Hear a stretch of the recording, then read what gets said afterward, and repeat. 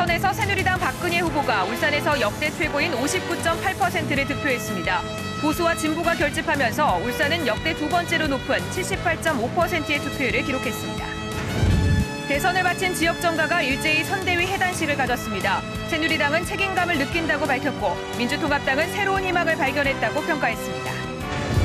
박근혜 후보가 당선되면서 산업기술박물관 울산 유치 등 지역 10대 공약에 탄력을 받을지 주목됩니다. 지난 총선에 이어 이번 대선에서도 울산 지역 출구조사는 적중했습니다. 그 이유 분석했습니다. 박근혜 후보가 당선되면서 울산 지역 정가에도 많은 변화가 예상됩니다. 박근혜 당선인의 사람들 취재했습니다. 제18대 대통령으로 당선된 박근혜 당선인에게 바라는 울산 시민들의 목소리를 직접 들어봤습니다. 선체에 남은 기름을 옮기는 등 침몰한 석정호 인양 작업이 시작됐습니다. 투색 작업이 계속됐지만 성과는 없었습니다. 생산직 전환을 신청한 현대자동차 사무직 직원 가운데 138명이 다음 달 2일부터 생산 현장에 투입됩니다.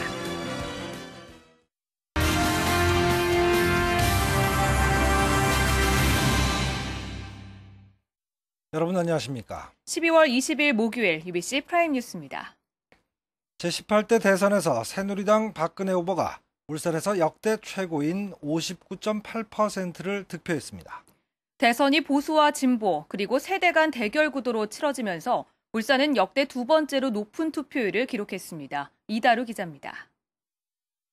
전국 득표율 51.6%인 새누리당 박근혜 후보는 울산에서 59.8%를 얻었습니다.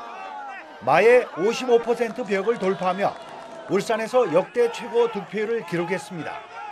민주통합당 문재인 후보를 무려 20%포인트 차이로 이겼습니다. 중구에서는 박 후보가 62.6%를 얻었고 문 후보는 37%를 득표하는 데 그쳤습니다. 남구에선 박 후보가 61.4%, 문 후보가 38.2%를 얻었습니다. 동구에선 박 후보 55.2%, 문 후보 44.3%의 득표를 보였습니다. 북구에선 박 후보 53.8%, 문 후보 45.8%였습니다. 문 후보는 북구에서 가장 높은 득표율을 기록했습니다. 울주군에선 박 후보 62.9%, 문 후보 36.6%였습니다. 박 후보는 울주군에서 가장 높은 득표율을 기록했습니다. 박 후보가 5개 구군에서 모두 승리한 겁니다. 새누리당에서는 지역 현안을 들어줌으로써 공약으로 들어줌으로써 지역 민심을 자극할 수 있었고 거기에 비해서 민주당은 이 지역에 대한 구체적인 공약이나 또는 민심을 자극할 수 있는 어떤 전략이 부재했기 때문에 이번 대선이 보수와 진보 그리고 세대 간 대결 구도로 치러지면서 울산 지역 투표율은 78.5%를 기록했습니다. 울산 지역 역대 선거 사상 두 번째로 높고 전국 평균 75.8%보다도 3%포인트 가까이 높은 겁니다. UBC 뉴스 이다루입니다. 대선을 마친 지역 정가는 일제히 기자회견을 갖고 시민들의 지지에 감사한다고 밝혔습니다. 각 당의 선대위 해단식 표정을 김익현 기자가 보도합니다. 새누리당 울산시당은 60%에 이르는 울산 시민들의 높은 지지에 감사한다고 밝혔습니다. 이 같은 지지율은 5년 전 이명박 후보의 54%를 뛰어넘는 울산 지역 역대 최고 득표율입니다. 새누리당 울산시당은 선거 결과에 무거운 책임감을 느낀다며 한껏 몸을 낮췄습니다. 우리 지역에서 국민과 우리 지역 시민과 한 약속을 우리 모두 힘을 모아서 반드시 실천해서 민주통합당 울산시당의 해단식은 다소 무거운 분위기 속에 치러졌습니다. 하지만 10년 전 노무현 후보의 울산 득표율 35.3%를 넘어 40%에 이르는 지지를 이끌어낸 만큼 절망 속에서 희망을 찾았다며 새로운 출발을 다짐했습니다. 절망의 끝에서 희망이 샘솟는다 생각을 합니다. 우리는 지금부터 5년 뒤를 그리고 10년을 생각하면서 지난 총선 싹쓸이에 이어 대선까지 승리한 새누리당은 울산에서 당분간 독주를 이어갈 전망입니다. 민주통합당도 울산에서 높은 지지율을 얻어 제1야당의 체면을 세웠지만 이정희 후보가 중도 사퇴한 통합진보당은 지역 내 입지가 더욱 좁아질 전망입니다. UBC 뉴스 김익현입니다. 박근혜 당선인은 울산 유세에서 모두 10가지 공약을 내놨습니다. 산업기술박물관 울산 유치 등 굵직굵직한 지역 현안이 급물살을 탈지 주목됩니다. 이정환 기자입니다.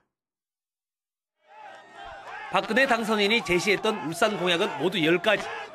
이 가운데 가장 무게를 둔 건 국립산업기술박물관 울산 설립입니다.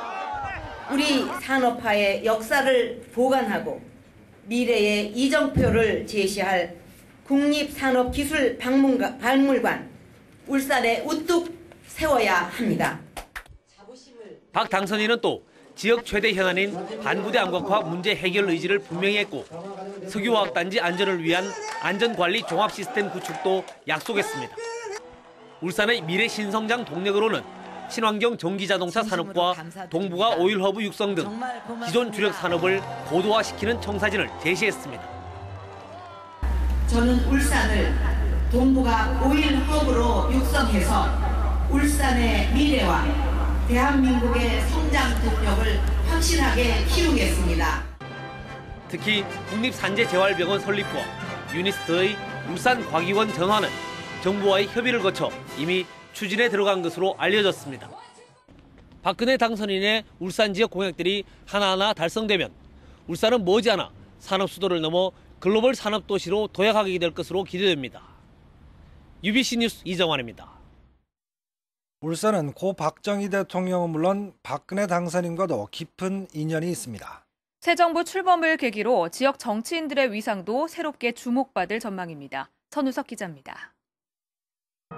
1974년에 현대중공업이 제작한 첫 선박인 아틀란틱 베로노의 명명식. 당시 20대 초반이었던 박근혜 당선인은 박정희 대통령 부부와 함께 울산을 찾아 대한민국 경제 기적의 출발을 지켜봤습니다. 지난 3월 울산을 방문한 박근혜 당선인은 38년 전의 기억을 떠올렸습니다. 발전 있기까지 수많은 분들의 땀이 어린, 눈물이 어린 그런 과정이 있었는데 과정들을 꾸준하게 이렇게 도전을 해주셔서 반갑고 감사하게 생각을 합니다. 고 박정희 대통령의 최대 업적인 경제 발전을 견인한 산업수도 울산인 만큼 박근혜 당선인과도 뗄래야 뗄 수 없는 관계에 있습니다. 이 때문에 박근혜 후보의 당선으로 울산의 경제적 위상은 물론 정치적 위상도 새롭게 조명받게 될 전망입니다. 울산이 정치적 고향인 정몽준 전 대표는 이번 선거에서 공동선대위원장을 맡아 큰 역할을 한 만큼 앞으로 운신의 폭이 더욱 넓어질 전망입니다. 새 정부 출범 이후 3선 임기를 마치게 되는 박명훈 시장의 역할론에도 관심이 쏠리고 있습니다. 울산 지역 친박교회 자장으로 울산 선대위원장을 맡았던 정가변 의원과 원내 수석 부대표를 맡고 있는 김기현 의원도 향후 행보가 탄력을 받을 거란 전망입니다. UBC 뉴스 선우석입니다. 이번 대선에서 선거 결과 못지않게 방송사 출구조사의 정확도가 관심사였는데요. 울산은 지난 4월 총선 때와 마찬가지로 출구조사가 적중했습니다. 송장섭 기자입니다. 방송 3사의 공동 출구조사 결과가 발표된 시각, 승리가 예상된 새누리당 시당에선 일제히 환호성이 터져나오고 민주통합당엔 침묵이 흐릅니다. 각 당의 희비가 엇갈리게 했던 방송사 출구조사가 울산에선 거의 100% 가까운 적중률을 보였습니다. 59.9%와 39.9%로 예측된 두 후보의 실제 득표율은 59.8%와 39.8%, 두 후보 모두 0.1%씩 밖에 차이가 나지 않았습니다. 불과 11군데 투표소에서 실시한 출구조사가 88만 울산 유권자의 표심을 그대로 읽어낸 겁니다. 지난 4.11 총선 때도 남구갑 이채익 후보의 경우 출구조사 결과와 최종 득표율이 한치 오차 없이 적중했고, 중구 정가변, 남구울 김기현 후보도 0.1%포인트 차이에 불과했습니다. 울산이 여당을 지지하는 분들하고 다른 지역 대비 야당세가 좀 강한 편이잖아요. 진보적인 성향 분들하고 보수적 성향 분들 솔직하게 좀 이야기를 하고 또 그런 편인 것 같습니다. 지지 성향이 뚜렷하고 청장년층 유권자가 많은 울산에서만큼은 출구조사가 제 역할을 톡톡히 하고 있습니다. UBC 뉴스 송정섭입니다. 새 대통령이 선출된 만큼 시민들도 저마다 바람이 있을 겁니다. 울산 시민들의 바람은 무엇인지 윤경재 기자가 보도합니다. 여성단체들은 첫 여성 대통령 탄생이 여성의 사회 진출과 역할 강화에 큰 도움이 될 걸로 기대하고 있습니다. 아이를 편안하게 키우면서 직장도 다니고 가정도 보살피고 우리 여성들이 편안하게 일할 수 있는 그런 정책을 만들어 주셨으면. 세계적인 경기 침체에서 벗어나 좀 더 편하게 살 수 있게 해달라는 목소리도 많았습니다. 마트가 많이 생기니 재래시장이 안 돼가지고 그래도 골고루 좀 팔아가 잘 되도록 해주시면 싶고 그것뿐이다. 조그만 제조업체 다니는데 우리나라 복지 정책이 너무 대기업이나 큰 기업 위주로 돼가 있는데 작은 소규모 업체나 중소기업에도 그런 혜택이 돌아올 수 있도록. 대학생들의 바람은 역시 등록금 문제와 일자리.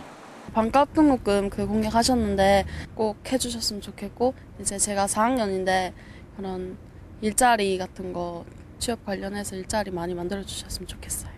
전문직 종사자들은 소통과 수용을 통해 조화로운 사회가 되길 희망했습니다. 타 후보와의 표차도 크지 않았기 때문에 당선자께서는 무엇보다도 먼저 다른 의견을 가진 국민들의 의견도 존중하셔서 국민 대화합에 힘을 쏟으셨으면 좋겠습니다. 민생을 최우선으로 챙겨주시고 아울러 국민 대통합을 이루어주시기를 바랍니다. 덧붙여 법치주의 확립을 더욱더 공고히 해주셨으면 합니다. 저마다 바람은 달랐지만 새 대통령이 초심을 잃지 않고 국정에 임해주길 바라는 마음은 한결같았습니다. UBC 뉴스 윤경재입니다. 지금부터는 일반 뉴스 전해드리겠습니다. 울산 앞바다에 침몰한 작업선 인양을 위해 해경이 선체에 남은 기름 이송 작업에 나선 가운데 실종자 수색 작업은 아직 성과를 거두지 못하고 있습니다. 김규태 기자입니다. 잠수부가 어두컴컴한 바닷속에서 관을 연결합니다. 침몰한 석정 36호에 남아있는 90톤가량의 벙커 A유와 경유를 빼내기 위해서입니다. 이렇게 설치한 관은 바다 위의 바지선과 기름이송 선박으로 연결돼 석정호에 남아있는 기름을 시간당 2.5톤씩 옮겨 오염 사고를 막게 됩니다. 오염원의 완전 차단을 위해서 현재 요 상계소의 탱크에 있는 적재유를 지금 폐유 운반선으로 이적 작업을 하고 있는 상태입니다.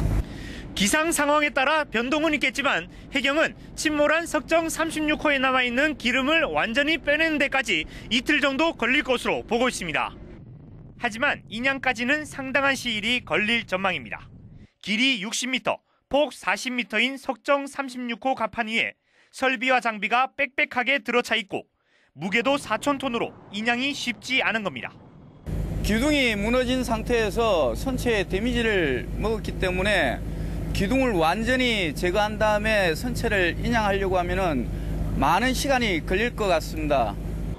기름 이송 작업과 함께 선박 50척과 항공기 2대를 동원한 실종자 수색 작업이 계속됐지만 별다른 성과는 없는 상태입니다. 한편 업무상 과실치사 등의 혐의로 구속영장이 신청된 석정 36호 현장 소장은 구속됐습니다. UBC 뉴스 김규태입니다. 울산지검은 화력발전소 납품업체로 등록하기 위해 미국 업체의 증명서를 위조하고 경쟁업체 입찰가를 빼내기 위해 3억 원을 준 모 플랜트 업체 부사장 37살 장모 씨와 차장 28살 박모 씨를 구속 기소했습니다. 또 당기순이익을 과다 계상해 투자금 500억 원을 챙기고 허위 재무제표를 공시한 회사 대표 72살 장모 씨를 불구속 기소했습니다. 검찰은 이와 함께 납품업체 대표로부터 편의 제공 명목으로 1,650만 원을 받아 챙긴 한전자회사 52살 윤모 과장과 금품을 제공한 업체 대표 54살 안모 씨를 배임 수재와 증제 혐의로 불구속 기소했습니다.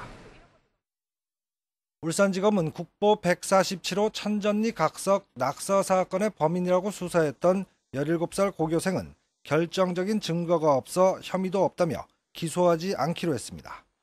서울에 사는 이 고등학생은 지난 2010년 수학여행을 와서 각석 중간 부분에 낙서를 한 혐의로 입건됐지만 혐의를 부인했고 경찰과 검찰 모두 결정적인 증거를 찾지 못했습니다. 울산지법 제3형사부는 강제추행 등의 혐의로 기소된 51살 장모 씨에게 징역 1년 6개월을 선고하고 개인정보 5년간 공개, 위치추적 전자장치 5년간 부착을 명령했습니다. 강제추행죄로 징역 1년 6개월에 5년간 전자발찌 부착 명령을 선고받고 지난 3월 출소한 장 씨는 5개월 만인 지난 8월 버스 정류장에 서 있는 여고생의 다리를 만지는 등 강제 추행한 혐의로 또다시 기소됐습니다. 현대자동차 노조 등 울산 지역 금속노조 사업장들이 오늘 오후 5시부터 2시간 동안 잔업을 거부했습니다. 금속노조는 정리해고와 비정규직 철폐, 노조 파괴 분쇄 등 3대 요구안을 내세우며 잔업을 거부했고 관철되지 않으면 다음 달 총파업에 들어가겠다고 선언했습니다. 이에 대해 회사는 유인물을 통해 세계 경제 위기 속에 잘못된 정치 파업 관행을 이제는 바꿔야 한다고 주장했습니다.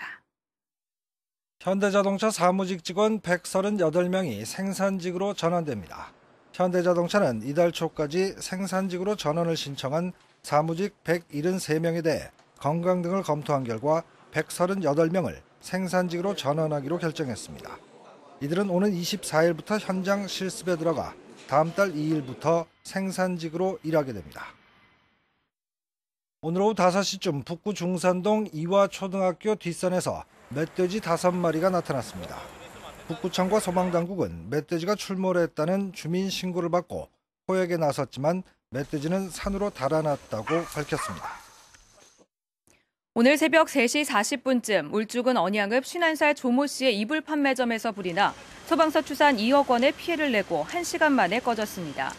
이불로 불길과 그을음이 퍼지면서 인근 주민들이 대피하는 소동이 벌어졌습니다. 소방당국은 갑자기 불길이 치솟았다는 목격자의 말을 토대로 조사를 벌이고 있습니다. 울주경찰서는 오늘 홧김에 기중기를 불태운 33살 김모 씨를 입건해 조사를 벌이고 있습니다. 김 씨는 오늘 새벽 1시 30분쯤 울주군 청량면의 한 중장비 업체 앞에서 이 업체 소유의 200톤급 기중기에 불을 질러 2억 2천만 원 상당의 재산 피해를 낸 혐의를 받고 있습니다. 경찰은 다른 중장비 업체에서 일하는 김 씨가 피해 업체 사람과 술을 마시다 싸운 뒤에 홧김에 불을 지른 것으로 보고 조사를 벌이고 있습니다. 오늘 오전 11시쯤 북구 명천동의 한 주차장에서 울주군 서생면에 사는 33살 이모 씨가 자신의 차에서 숨진 채 발견됐습니다. 경찰은 최근 여자친구와 헤어진 이 씨가 차 안에서 연탄불을 피워 스스로 목숨을 끊은 것으로 보고 정확한 경위를 조사하고 있습니다. 남부경찰서는 오늘 상습적으로 주점에서 술을 마신 뒤 행패를 부린 47살 조모 씨를 구속했습니다. 조 씨는 지난 17일 새벽 2시 반쯤 남구 달동의 한 주점에서 술을 마신 뒤 술값을 내지 않고 업주를 폭행하는 등 행패를 부린 혐의를 받고 있습니다. 조 씨는 33차례나 같은 범행을 저질러 구속됐다. 출소한 지 10일 만에 또다시 범행을 저질렀습니다. 다음은 간추린 뉴스입니다. 박맹호 시장은 오늘 중구 성안동 시립노인요양원을 찾아 생필품 등을 전달하고 어르신들을 위로했습니다. 박 시장을 비롯한 울산시 간부들은 오는 28일까지 장애인 시설과 정신요양시설 등 58곳을 방문해 모두 7,500만 원 상당의 위문품을 전달할 예정입니다. 롯데 삼동복지재단은 오늘 공동모금회에 3천만 원 상당의 과자 세트 1,500개를 기증했습니다. 성탄절을 앞두고 전달된 과자 세트는 아동복지시설 69곳에 전달될 예정입니다. 성탄절을 맞아 저소득층 아이들에게 선물을 전달할 산타 원정대 출범식이 오늘 롯데백화점 앞에서 열렸습니다. 어린이재단 울산지역본부가 구성한 산타 원정대는 지역의 어린이 500명에게 선물을 직접 전달하게 됩니다. 조계종 관음사는 오늘 장애인 체육관에서 장애인 100여 명을 초청해 동지 팥죽을 제공했습니다. 관음사는 해마다 동지를 하루 앞두고 동지 팥죽을 대접하는 행사를 열고 있습니다. 울산시 교육청과 울산상인은 오늘 올해 기업사랑 학교사랑 성과보고회를 가졌습니다. 오늘 보고회에서는 P&J 대표이사 등 14개 기업체 관계자와 4개 학교장이 각종 표창을 받았습니다. 울산 시민 아카데미 수료식에 이어 올해 마지막 강연이 국악인 안숙선 씨의 전통음악 여행이란 주제로 열렸습니다. 지난 2008년 시작된 시민 아카데미는 올해 강연당 평균 800명, 모두 15,000여 명이 참가하며 울산의 대표적인 지식 교양 강좌로 자리 잡았습니다.